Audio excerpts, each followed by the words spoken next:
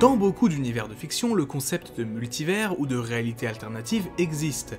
Par exemple, dans les univers Marvel et DC, on compte de nombreuses terres alternatives permettant de raconter des histoires différentes. Dans Star Wars, depuis le rachat par Disney, on a un univers canon et un univers Legend, avec l'ancien et le nouvel univers étendu. D'autres œuvres de fiction ont recours à ce concept et Transformers ne fait évidemment pas exception à la règle. Souvent dans mes vidéos, et en particulier dans les focus, je fais référence à telle ou telle version d'un personnage et à différentes continuités. Peut-être que certains se demandent comment tout cela fonctionne, combien de continuités il existe dans Transformers, et bien c'est cela que nous allons voir aujourd'hui.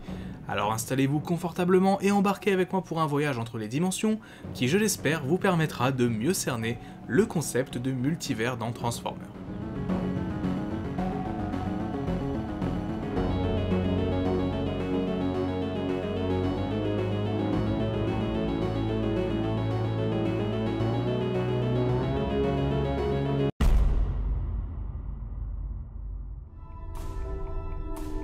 Commençons par le commencement, qu'est-ce qu'un multivers? Je parle évidemment ici d'un multivers dans un univers de fiction, et pas d'un multivers hypothétique qui existerait vraiment. Un multivers est un ensemble de plusieurs univers, plusieurs timelines, racontant chacune une histoire différente.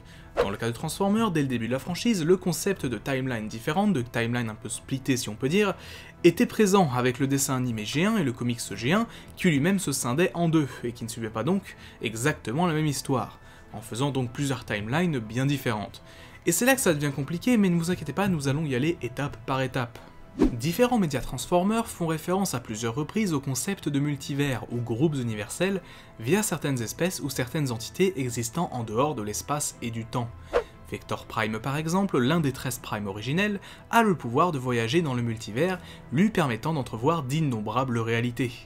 Mais le concept de groupes universels fut décrit en premier lieu par les Transtech, des Cybertroniens appartenant à une continuité bien spécifique, n'ayant pas connu la guerre et ayant ainsi pu évoluer afin de devenir des êtres d'une intelligence telle qu'ils ont acquis la capacité d'observer le multivers.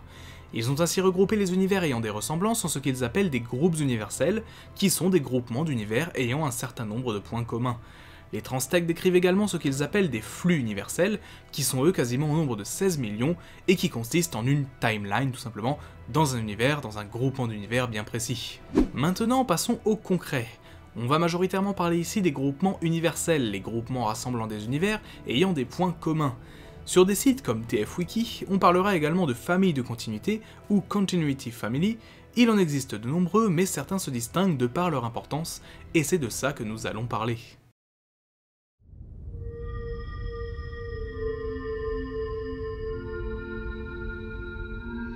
Le premier groupement universel, et aussi le plus important, est connu sous le nom de Primax ou Primax.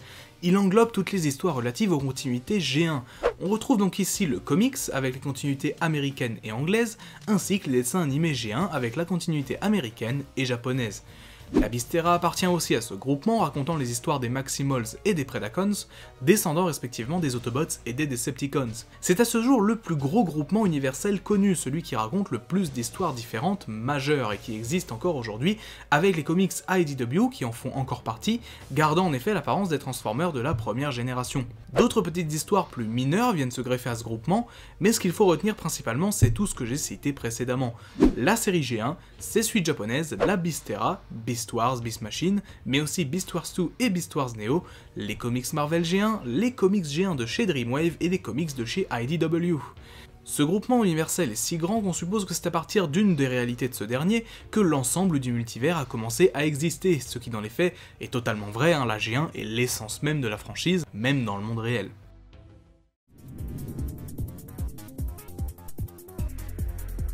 Bon, le deuxième groupement universel est lui bien moins important, et est même, disons-le, le plus petit des groupements universels majeurs. Il est connu sous le nom de Viron. Dans celui-ci, Optimus Prime et ses Autobots affrontent Megatron et ses Predacons.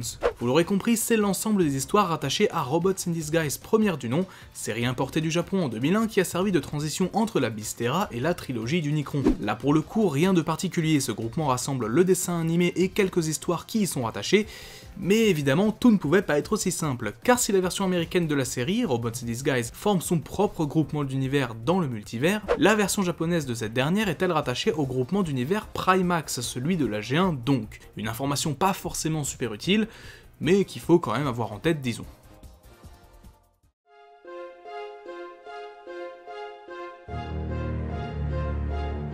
Après Robots in Disguise vient donc la trilogie d'Unicron qui forme à elle seule un bon gros groupement universel finalement pas si bordélique que ça. Connu sous le nom d'Orex, cet ensemble de sous-univers rassemble donc les séries Armada, Energon et Cybertron, que ce soit dans leur version américaine ou japonaise.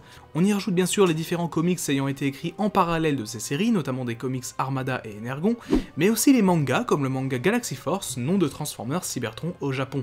La particularité de cet univers par rapport aux autres est que dans celui-ci, la guerre entre Autobots et Decepticons a pour enjeu la possession d'éléments permettant d'augmenter la puissance de chaque camp. On retrouve donc par exemple dans Armada une lutte pour la possession des Minicons, ou dans Cybertron une lutte pour la possession des différentes cyberclés. On notera aussi le rôle central d'Unicron dans l'ensemble de cette continuité, qui donnera d'ailleurs le nom qu'on donne aujourd'hui à l'ensemble de ces histoires, la trilogie d'Unicron.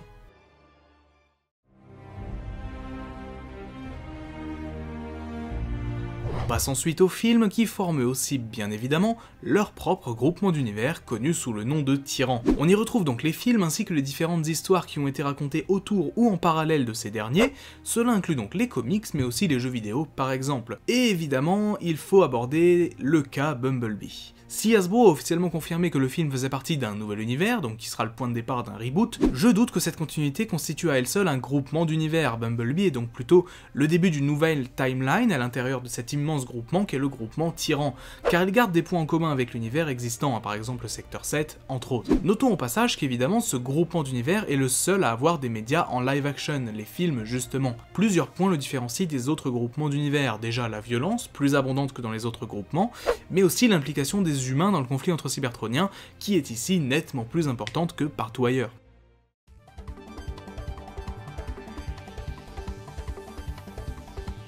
On arrive ensuite sur l'avant-dernier groupement d'univers majeur avec le groupement connu sous le nom de Malgus, qui n'est ni plus ni moins que le groupement de Transformers Animated.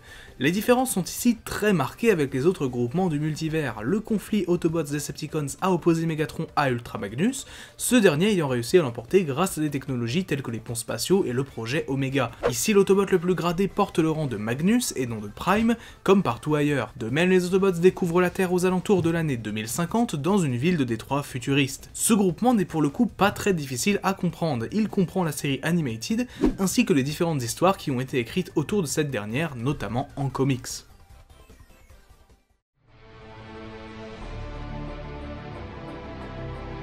Et enfin on arrive sur le dernier groupement, le groupement d'univers Unite, qui n'est ni plus ni moins que la continuité alignée et toutes les histoires qui ont été écrites autour.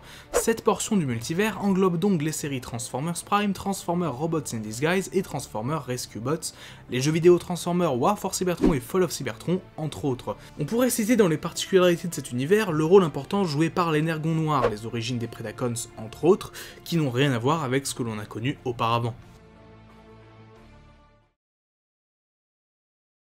Voilà donc les 6 principaux groupements d'univers du multivers Transformers, c'est ceux qui englobent l'immense majorité des histoires autour des cybertroniens, que ce soit sous forme de séries animées, comics, mangas, films ou encore jeux vidéo. Malgré tout, un bon nombre d'autres groupements existent, qui sont pour le coup assez mineurs, mais qui sont quand même là. Je vais quand même en évoquer certains que je trouve assez sympas.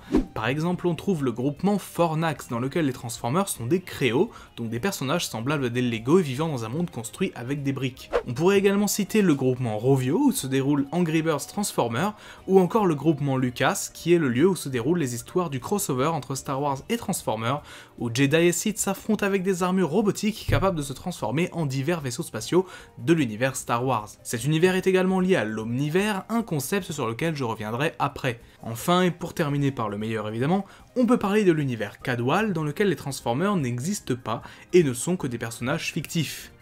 Yep, vous l'aurez compris, ça c'est notre univers à nous.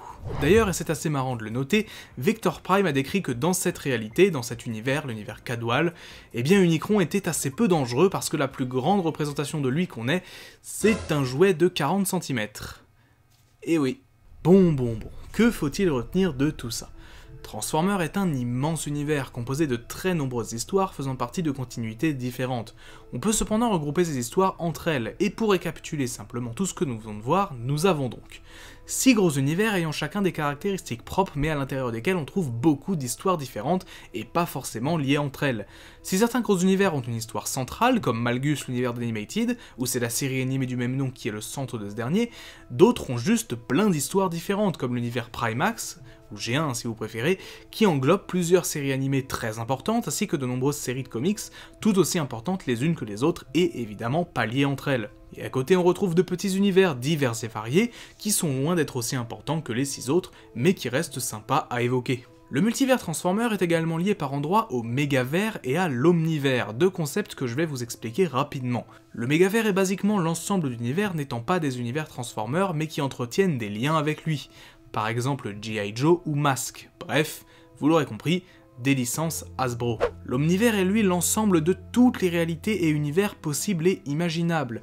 L'univers Transformer est donc lié par endroits à cet omnivers grâce notamment aux nombreux crossovers qui ont lieu avec d'autres licences. Bon, j'espère que je ne vous aurai pas trop embrouillé avec cette vidéo car ce n'était vraiment pas son but. C'est sans conteste l'une des plus complexes qu'il m'a été donné de faire car beaucoup de termes évoqués dans celle-ci ne m'étaient pas forcément trop familiers. Je me suis donc beaucoup basé sur les différents wikis et informations que j'ai pu trouver à droite à gauche pour vous aider à comprendre les différents univers Transformers. Bien sûr, même si aujourd'hui je vous ai expliqué le fonctionnement des continuités en détail, dans les prochaines vidéos, les focus par exemple, je ne changerai pas les termes que j'utilisais avant, je parlerai toujours de la continuité G1 et pas de Primax par exemple pour ne pas vous perdre. Mais voilà, pour une fois j'avais envie d'aborder un sujet un petit peu plus complexe, j'espère vraiment que cette vidéo vous aura plu. Si c'est le cas, vous pouvez laisser un petit pouce bleu et un commentaire pour me donner votre avis, et si vous le souhaitez, vous pouvez également soutenir gratuitement la chaîne avec le lien Utip présent dans la description. C'est très simple, vous regardez une pub ou même plusieurs et cela me permet de toucher quelques centimes qui mis bout à bout pourraient faire la différence pour faire évoluer la chaîne. Sur ce, c'est tout pour moi, on se dit à très bientôt, c'était Magnus, ciao.